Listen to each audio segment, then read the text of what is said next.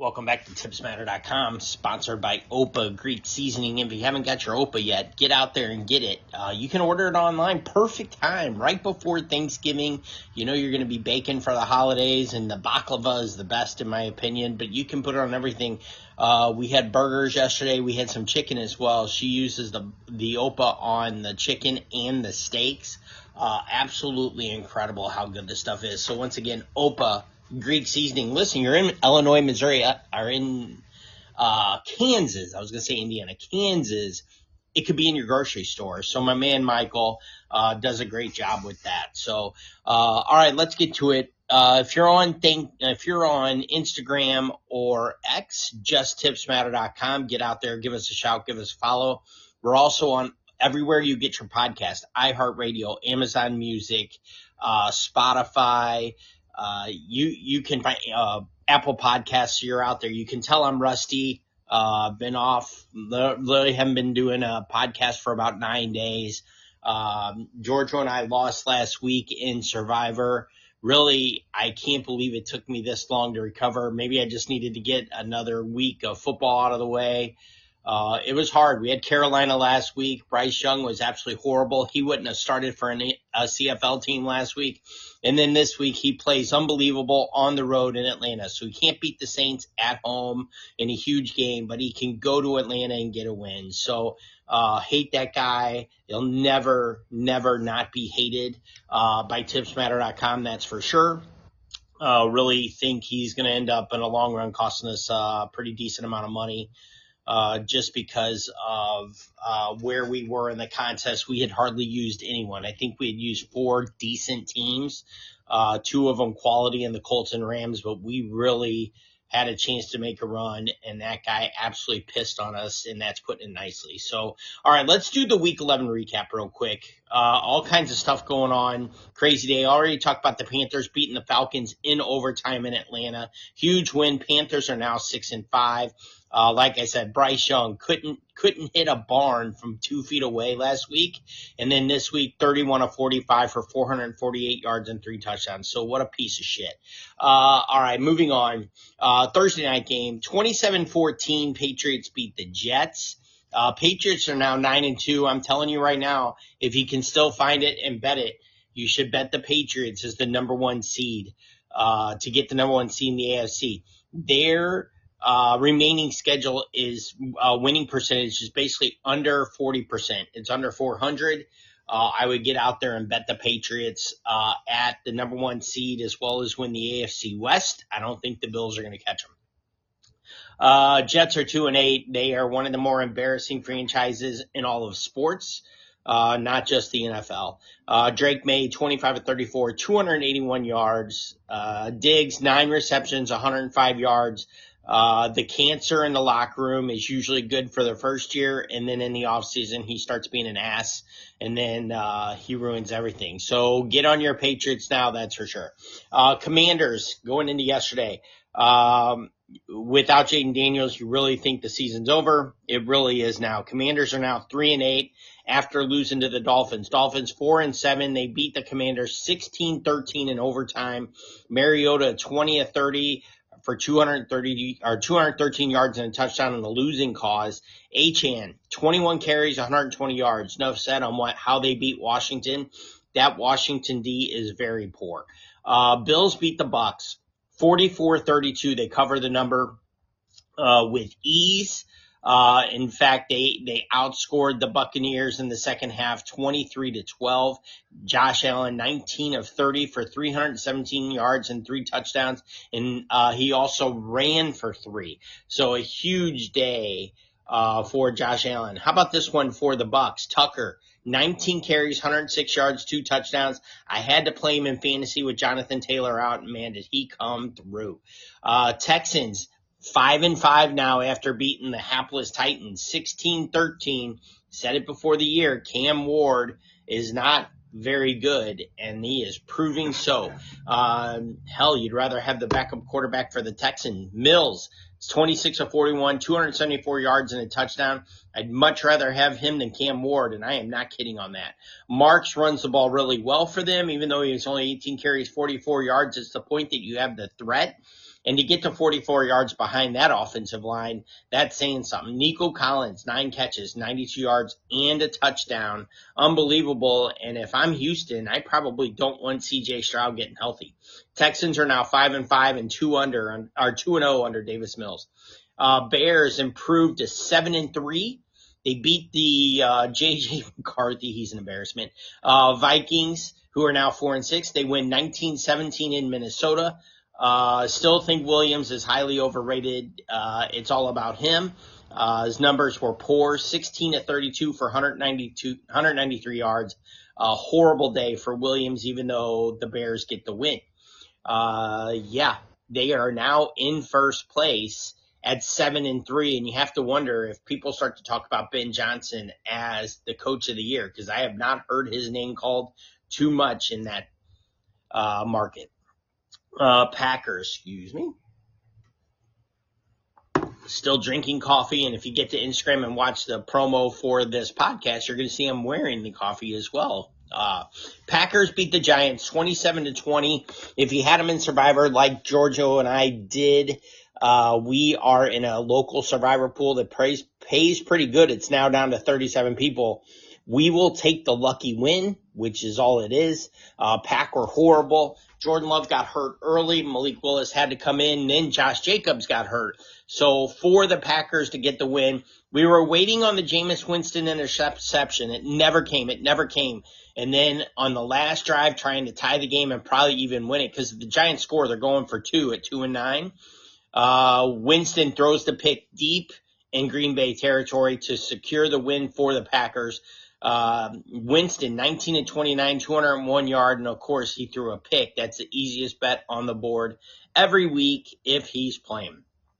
Bengals at Steelers. Huge implications here. More than a few things happen. Steelers win 34-12 in a blowout. Steelers are now 6-4. Bengals 3-7, and you have to wonder if that's a nail in the coffin, and now they'll just make sure Burrow stays out for the rest of the year. No reason to bring him back if he can't make the playoffs. Even if the Bengals run the table, there's no guarantee they could get in. That's number one. Number two, Rodgers was hurt in the victory, but Mason Rudolph came in and played admirably. He played well. And then last but not least, Jalen Ramsey got ejected early, but it was seen after the game, and Jalen did say that he was spit on by Jamar Chase, and in the video you can see Chase does spit on him. So with that said, my guess would be Jamar Chase is not playing next week. He will have a 1-game suspension. That's what happened earlier the year with Jalen Carter, the Eagles. Joe Flacco, 23 of 40, 199 yards and a touchdown on a losing cause. Chase Brown, finally ran the ball, 99 yards rushing. Gainwell, huge day for Pittsburgh, 7 receptions, 81 yards, and 2 touchdowns. Man, Rodgers loves throwing to the running backs out of the back. Steelers now 6-4 and in the AFC wildcard hunt. Chargers. And I say wild card, I do know they lead the division, but they're not going to win the division. The Ravens are coming. Jaguars beat the Chargers 35-6. This was probably the easiest bet on the board. It was a horrible spot for the Chargers. It's just been a rough stretch for them, as well as going West Coast to East Coast. 10 a.m. body clock kickoff. 35-6. Lawrence, 14-22, 153 yards and a touchdown. Tootin, 15 carries, 74 yards and a touchdown. Both Jaguar players led the game in passing and rushing. And Myers, 5 catches, 64 yards, still getting acclimated to Trevor Lawrence, but that is a good sign right there, 64 yards receiving. 4 o'clock games. Let's get to them in one sec. Thanks for listening to tipsmatter.com. You can go out to the website. You can download the podcast there. You can also go anywhere you get your podcast, iHeartRadio, Amazon Music, Spotify, Apple Podcasts, and then you can follow us on Instagram and X, Just Tips Matter. All right, Rams improved to 8-2 with a 21-19 win. Seahawks went up and down the field all day. The bad, Sam Darnold, 4 picks. The good, 29 of 44, 279 yards. For the Seahawks to be in the game with 4 interceptions for Sam Darnold, that is a good sign for Seattle. This team's good. They are a Super Bowl contender. I don't care what anyone says. Darnold has playoff experience.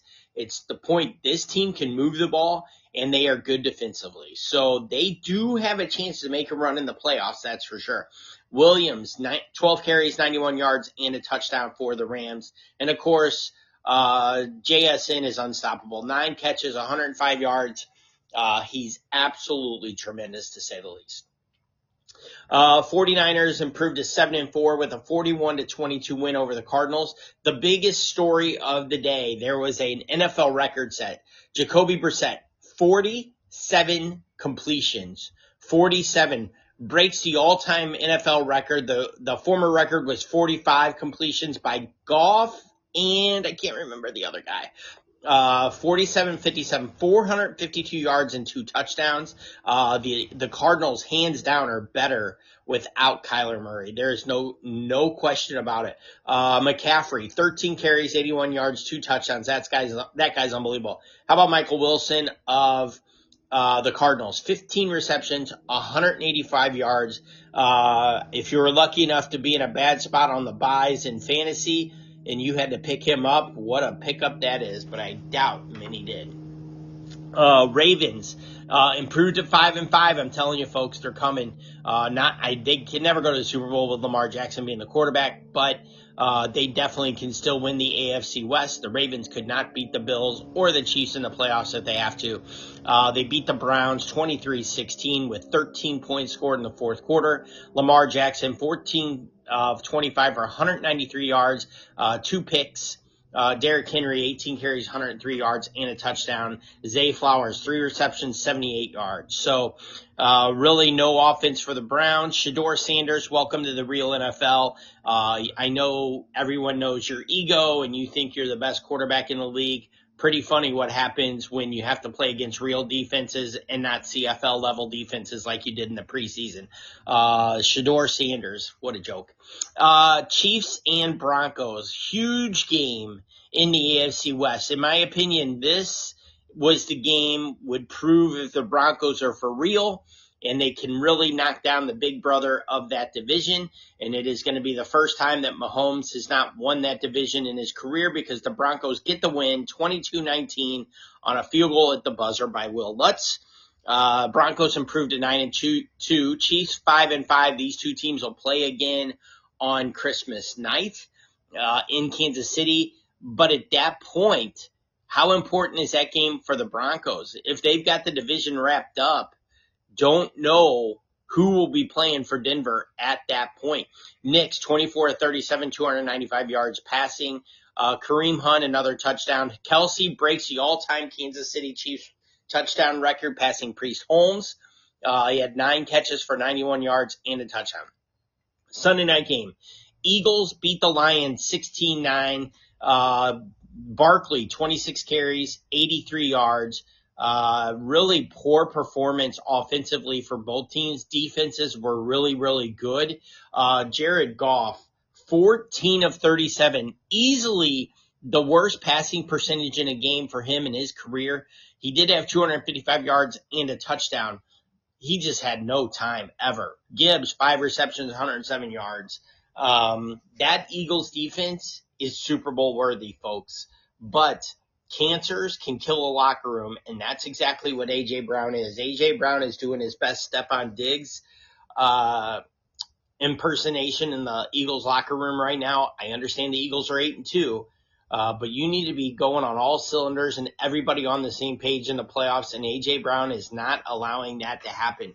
When you are upset at 8-2 as a player, you know you're selfish, and your ego is an embarrassment to that franchise. So the Eagles, great. They may win the NFC East, which is great, but I'm telling you right now that cancers just kill a locker room. That's all I'll say. I'm going to leave it at that. So that's where we stand in the NFL. Let's talk a quick little bit in hockey. Haven't got to that in a while. The Devils lead the Eastern Conference with 27 points. I'm doing by conference. The top 8 in the conference get in. It can be 5 out of one division, 3 in another. You can never have 6 in one division, 3 in the other, but still, for the most part, it works itself out anyway. The Devils, 27 points. Carolina only 2 points back. Everybody's played between 18 and 20 games. Penguins is one of the surprise teams in the league this year, sitting with 24 points, got the win over in, I want to say Sweden. I don't remember exactly. But they were overseas and they beat Nashville yesterday 4-zip. Nashville continues to be an embarrassment. Boston, another surprise team in hockey this year, with 24 points. So those two teams are tied for third in the conference. Then you have Detroit with 23. Now, here's where it gets fun. You've got 4 teams with 22. From 6 to 9, it's Montreal, the Islanders, the Senators, and the Rangers. With the Flyers only 1 point back of that. The Lightning and the Jackets with 20, only 2 points back. Panthers in 13th place in the Eastern Conference with 19 points. They're in 13th, and they're only 3 points back of 6th. So that's how tight it is in the NHL this year. Let's get to the West. In the West, Colorado, let me tell you, folks, 19 games, they've lost 1 game in regulation, 13-1-5. This team, hands down, is the best team in hockey. They're 7-0-2 at home. They are 6-1-3 away, 8-0-2 in their last 10. They won 6 in a row. They couldn't win in a shootout if their life depended on it. They're 0-2 there, but their goal differential is plus 31. The next closest in the league is plus 14 with Carolina. So that's how much better and dominant this Colorado team is.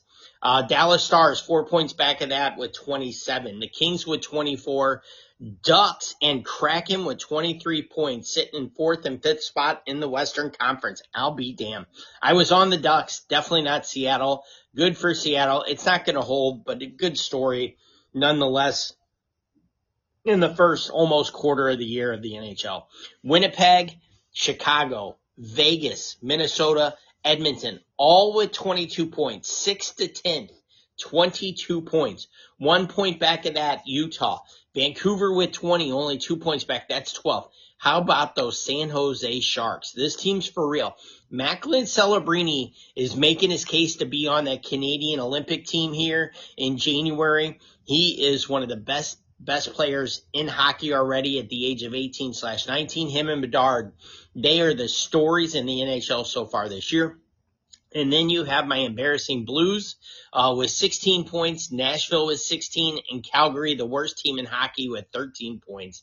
Nashville, St. Louis, and Buffalo all have 16 points, all tied for second worst team in the league. Didn't even get to Toronto in the East, and Washington sitting with 18 points. But St. Louis Blues, until it's just going to be a long recovery here. They signed Buchnevich long term. I kind of put it out there. I'm wondering if he is so bad. Buchnevich has been so bad for the Blues. At this point, with all the stories breaking this year in sports, all you can wonder is if he met up with Chauncey in the offseason, Mr. Big Shot. That's how bad he's been. You can't try to be this bad. It's that bad. That's how bad he is. That's how bad he's been. He is killing the Blues organization. And coaching staff continues to put him in every situation. He's on the penalty kill. He's on the PP1. He's on everything. He is the worst player in hockey in 5-on-5, and that is by stats. That's how bad he's been in the NHL this year. Okay, fine. You have a 5-game stretch, fine. We are now into 19 games played. At some point, you got to figure it out. Yeah, look, you've got to see if somebody pay half the salary. Hell, it'd be worth getting rid of, just playing under the salary cap like Minnesota did for years, just getting him out of that locker room and off this roster. And until that happens, Blues aren't going anywhere. Really ends up being, it's going to be a tough rebuild for the GM coming in and Alex Steen. They gave away so many NTCs. You also have Kyrou, who they did try to trade before the NTC kicked in on July 1st. Yeah, it's going to be a rough go with my Blues. But I'm still going to support them. What can you say? I'm still going to support them 100%. So Cardinals, they don't even try to win. So I don't even care. At least the Blues tried to win. Yes, they tried. They didn't know Buchnevich would absolutely be this bad. I think most of us did. He had been in decline for 3 consecutive years with his numbers, Buchnevich. But and then you have Kyrou, who is such a Jekyll and Hyde player. He only plays when he wants. If you get Berube fired, that means you don't want to work. And when you call out the coach the day after he gets fired, you're even a worse person. So with Kyrou and Buchnevich on this roster taking up that much salary cap space, it's going to be a long half a decade for Blues fans, to say the least.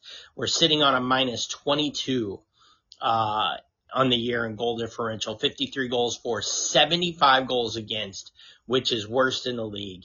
And it's just embarrassing. That's the best thing I got. So, all right, that's where we stand. I appreciate you listening. I'm sorry I was on hiatus for a while. Hopefully you understand why, but I'm back, baby. Work all this week except for Thursday. Then if I'm not mistaken, I'm off Saturday, Sunday. Should be able to get another show out on Thursday, and then Saturday, Sunday, at least previewing Week 12 of the NFL. It's getting interesting, and we're only less than 2 weeks away for Thanksgiving, so lots of NFL games all pushed into a little bit of time. So thanks for listening. My name's Curtis, and until next time, don't forget all of you guests that go to luxury hotels and you decide to use a bellman or a doorman or a valet, or you want to use a server and a bartender and get some food and some drinks, or let's say you take a house car, not take an Uber, which any Uber anywhere next door is $20. You take an Uber to dinner and you just get out of your car, or you get up from your seat, you walk around and shake their hand